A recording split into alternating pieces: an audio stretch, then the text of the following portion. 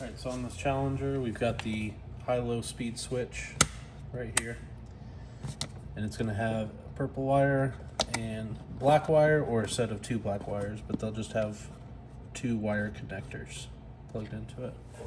So if it's working in, say, high speed, but when you switch to low speed it doesn't change speed, or vice versa, if it's in low speed and works but you switch to high and it stays in low speed, we need to unplug these wires to check that switch and see what's going on. So you might be able to pull these off by hand. There's a little collar with a tab you can kind of pinch, but it's kind of hard. So easiest way is to use some needle nose pliers.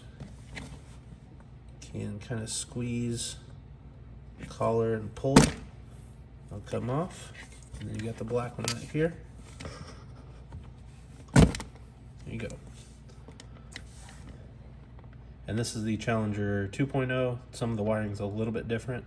I think the old version may have two black wires into this one connector, but it'll work the same way. So we're going to test this, and we're going to start with them just like this, just set apart from each other. And we're going to make sure your shifter's in forward or reverse, one of the two.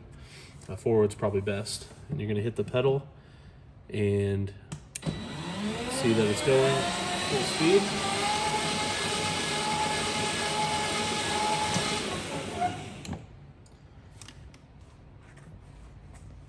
And then we're going to basically close the circuit by holding the two metal pieces together. And when we do this, you'll notice that it goes in the other speed.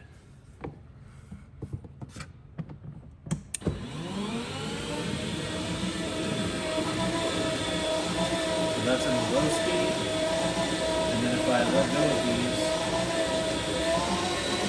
that's high speed with the wires disconnected, so they're reconnected. You can see that's low speed. You let go, they're in high speed. High speed, low speed.